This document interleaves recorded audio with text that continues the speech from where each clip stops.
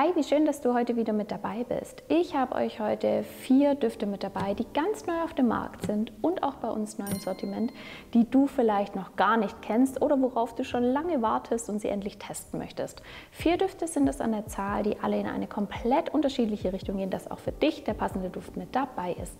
Der erste Duft, den ich dabei habe, ist von Lunio. Oh, ich drehe mal in die richtige Richtung. Der Indigo Suede. Ganz schönes Label, wie ich finde. Schöne Lavendelfarbe. Und ja, kleiner Spoiler vorweg, vielleicht hat man es auch schon eben an dem Label erkannt. Lavendel spielt auf jeden Fall in diesem Duft eine Rolle. Ich persönlich mag Lavendeldüfte total gerne, wenn sie eben nicht so muffig sind und nicht so mottenkugelmäßig. Und kleiner Spoiler vorweg, das ist dieser Duft auf keinen Fall. Der startet tatsächlich schön fruchtig, frisch. Wir haben eine schöne Mandarine am Anfang mit drin. Der Duft ist wirklich schon ein bisschen saftig, frisch, erfrischend auch schon fast. Wirklich ein richtig schöner Start, wie ich finde. Und wir haben hier im Duftverlauf auf jeden Fall auch eine Apfelnote mit drin. Grüner Apfel, ich finde, das macht den Duft immer noch fruchtiger, frischer, eben dieses Saftige. Und deswegen wird hier auf jeden Fall die Lavendelnote, die in dem Duft mit drin ist, ganz toll getragen, eben durch dieses fruchtig, frische, saftige. Für mich wirklich eine ganz tolle Kombination. Wir haben hier auf jeden Fall im ersten Riechen auch leichte, grüne, holzig, harzige Noten mit drin. Wir haben hier eine Virginia-Zeder mit drin. Und was aber sehr besonders ist, ist, dass aufgepasst an alle Lederduftliebhaberinnen, dass im Verlauf eine schöne, feine Ledernote in diesen Duft mit reinkommt, ergänzt durch leicht rauchige Noten. Und ich finde aber, dass der Duft im Verlauf auf keinen Fall stumpf wird. Man könnte jetzt denken, Lavendel, Kombination mit rauchigen, ledrigen Noten, mutet so ein bisschen komisch an. Keine Sorge, also diese fruchtigen, frischen, erdigen, leicht grünen Noten, die betten das so schön. Das ist so eine schöne Kombination in dem Duft, dass der auf jeden Fall gar nicht muffig wird, gar nicht stumpf. Im Gegenteil, der behält auf jeden Fall so einen frischen Vibe auf jeden Fall. Also ganz toll im Duftverlauf. Der Duft wird im Verlauf auf jeden Fall so ein bisschen wärmer, runder durch Amber, verliert aber eben nicht dieses erdige, leicht grüne, leicht würzige eben durch eine schöne Patchouli. Ein schöner Unisex-Duft mit einer ganz kleinen maskulinen Tendenz, wie ich finde. Aber auch an euch Frauen da draußen, wenn ihr eben dieses Herbere mögt in Kombination mit diesem fruchtig, frischen, saftigen, dann könnte der Duft von Lunio auf jeden Fall für euch was sein. Kurz noch was zu Silage und Haltbarkeit. Für mich, in meinem Empfinden, sind beide wirklich überdurchschnittlich. Deswegen würde ich den Duft jetzt auch nicht unbedingt ins Büro wahrscheinlich tragen. Sonst überall hin sehe ich keine Einschränkung. Büro wäre mir wahrscheinlich so ein bisschen zu intensiv. Von der Jahreszeit her, da tue ich mir selbst so ein bisschen schwer. Ich glaube, ich würde ihn jetzt nicht unbedingt im Sommer tragen. Herbst, Winter, Frühling, da finde ich aber, passt er super hin. Ist aber dann natürlich auch deine individuelle Geschmackssache, wo du den Duft dann tragen möchtest. Wenn du aber auf Düfte mit einem schönen Lavendel, mit einer schönen ledrigen Note und eben diesem würzig grünen, holzigen stehst, probier diesen Duft definitiv aus. Wir kommen zu einem Duft, wo ich ganz genau weiß, dass einige von euch schon sehnlichst drauf warten, dass wir den auf Parfori.com aufnehmen. Und was soll ich sagen, wir haben es endlich gemacht. Und zwar geht es um keinen anderen als den Trommelwirbel Sugar Leather von Inuit Nomad. Ja, ich kann euren Hype um diesen Duft bzw. die Marke absolut verstehen. Die Marke hat einfach wundervolle Düfte und der Sugar Leather gehört auf jeden Fall auch dazu. Der ist tatsächlich aus der Oman-Kollektion, das heißt, wir haben hier auf jeden Fall orientalische Noten nochmal mit drin. Kurzer Side-Fact, ich hatte zu Inuit Nomad schon 2 Videos gemacht, denn die haben wirklich einige Düfte auf dem Markt. Die verlinke ich dir beide jetzt mal kurz nacheinander. Wenn du den Sugar Leather interessant findest, dann schau dir auf jeden Fall mal die 2 Videos an, vielleicht gefällt dir noch ein anderer Duft. Aber zurück zu diesem wunderschönen Duft, den wir jetzt auch endlich bei uns aufgenommen haben. Na, wo bist du? Hier, genau auf der anderen Seite. Der startet süß. Süß und kleiner Funfact am Rande. Als der Duft bei uns angekommen ist hier im Büro, hat natürlich jeder gleich mal dran geschnuppert. Und auf einmal sagt Alex, Leute, was riecht ihr da raus? Und ja, süß, bisschen karamellig und so weiter. Und er sagt so, riecht ihr auch diese dunkelrote, richtig schön vollmundige, süße Kirsche raus? Und ja, es ist einfach Fakt, finde ich, dass man bei diesem Duft wirklich eine richtig schöne Kirsche rausriecht.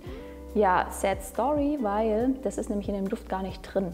Also ich glaube ja, die Marke hat vergessen, das als Komponente aufzunehmen, denn ich finde wirklich auch, dass dieser Duft nach einer wunderschönen Kirsche riecht. Ich liebe ja Kirschdüfte sowieso, es gibt gar nicht so viele, außer von Lunio tatsächlich, der Cherry Fever. Falls du auch auf Kirschdüfte stehst, probier den auf jeden Fall aus. Aber zurück zum Sugar Daddy.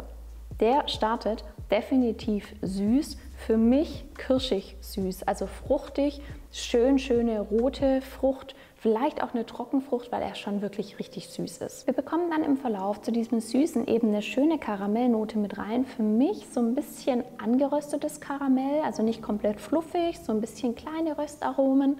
Und tatsächlich finde ich, dass zwischendurch im Duftverlauf der Duft mich nicht mehr an diese vollmundige rote Kirsche erinnert, sondern eher so ein bisschen an Kirschschnaps. Also es wird so ein bisschen leichter, es hat so was leicht Alkoholisches für mich. Also wirklich eine ganz tolle Duftentwicklung, wie ich finde.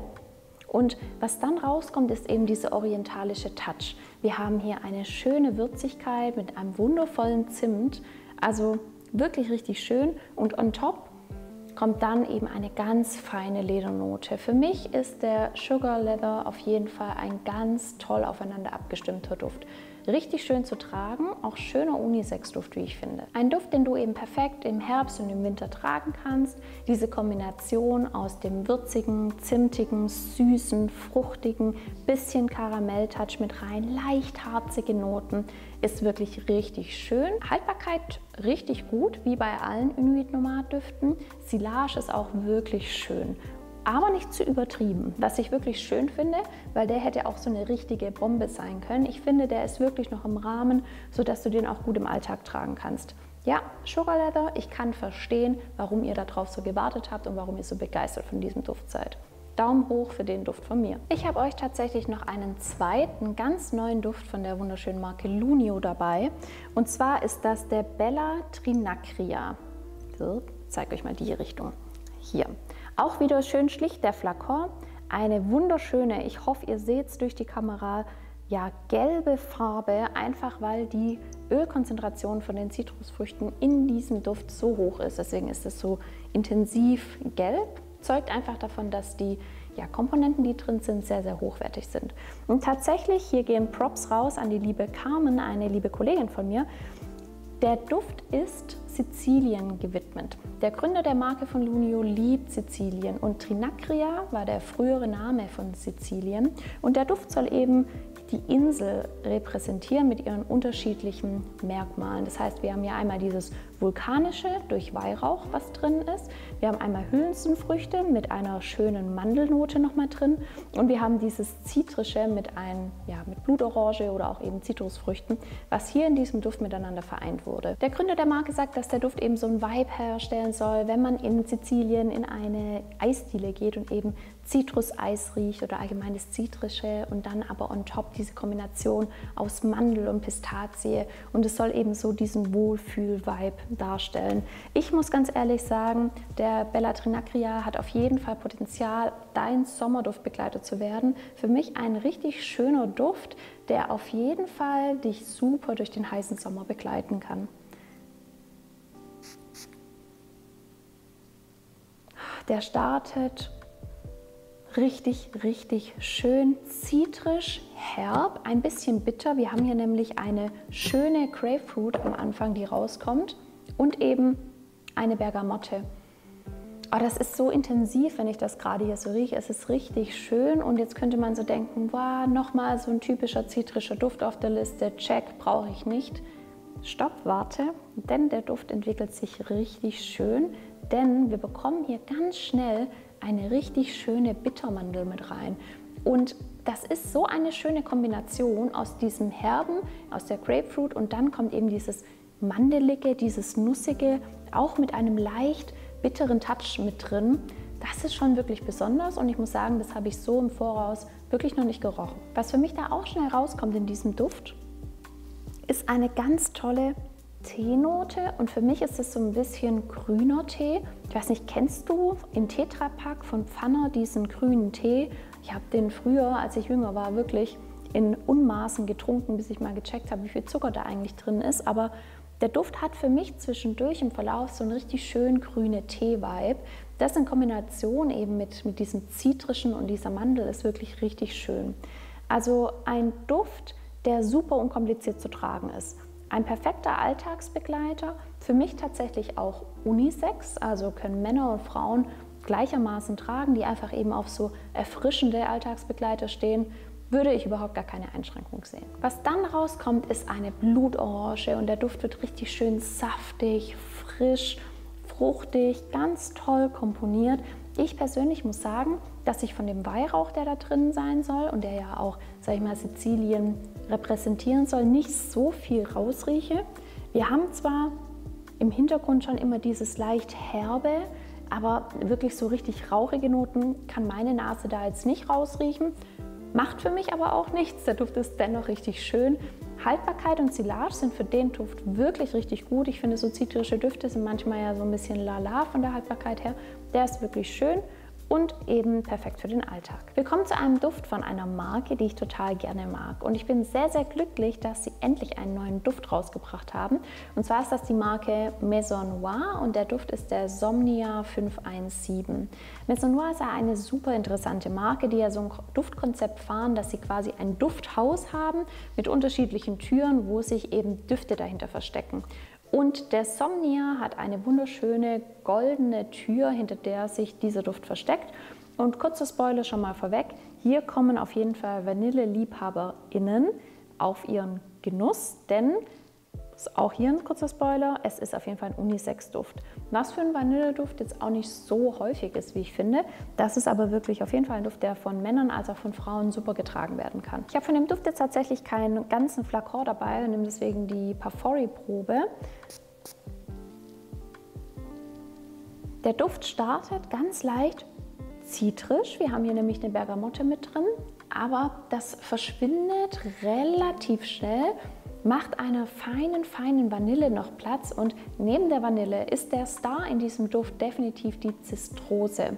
Ich weiß nicht, ob du schon mal Zistrose gerochen hast. Das ist für mich so eine Zutat, die so ganz unterschiedliche Duftfacetten mit reingibt und den Duft wahnsinnig eben facettenreich macht und abwechslungsreich, weil so viele unterschiedliche Twists von Zistrose da zu riechen sind. Gerade durch die Zistrose finde ich, dass der Duft würziger wird, was ganz leicht Krautiges irgendwie auch bekommt, wärmer wird und trotzdem diesen leichten zitrischen Touch eben nicht verliert. Ich finde es richtig schön. Dann in Kombination mit weißen Blüten, richtig toll. Ein Duft, der für mich so im gesamten Verlauf sehr fein bleibt, sehr, ja, so Understatement-mäßig. Das ist kein Duft, der für mich total schreit, sondern ja, der ist einfach so ein bisschen zurückhaltender. Trotzdem nimmt man ihn wahr. Und was auf jeden Fall auch rauskommt, sind leichte, holzige Noten. Wir haben hier ja, schönes, feines Holz nochmal mit drin. Also das ist wirklich ein sehr feiner Duft, ein etwas leichterer Duft, schön aufeinander abgestimmt und eben durch die Zistrose für mich schon sehr facettenreich. Durch Amber und eben auch vor allem durch die Vanille wird der Duft schon so ein bisschen runder, ne, wird so ein bisschen balsamischer, wird schön abgerundet, wird ein bisschen wärmer. Ein Duft, der von der Jahreszeit her, ich weiß nicht, ob ich eine Einschränkung sehen würde, weil er einfach wirklich sehr leicht ist und sehr angenehm zu riechen. Hochsommer vielleicht auch hier wieder nicht, ansonsten kann man den, denke ich, schon auch so in normalen Sommertemperaturen tragen. Ein Duft, der eben für Männer und auch für Frauen geeignet ist, meiner Meinung nach. Ja, tolle Unisex-Kreation, ein wirklich sehr besonderer Duft von Maison Noir. Ich bin total glücklich, dass die Marke wieder einen neuen Duft rausgebracht hat. Ich freue mich, dass du bei dem Video mit dabei warst. Ich hoffe, ich habe auch für dich einen passenden Duft mit dabei. Lass mir gerne einen Kommentar da, wie du das Video fandest, ob du Videowünsche hast, ob du Duftwünsche hast. Tob dich einfach aus. Ich freue mich von dir zu hören. Wenn du den Kanal noch nicht abonniert hast, mach das total gerne. Aktiviere am besten die Glocke, um kein neues Video zu verpassen. Und ich freue mich, wenn du beim nächsten Mal wieder mit dabei bist. Bis dahin alles Liebe. Tschüss.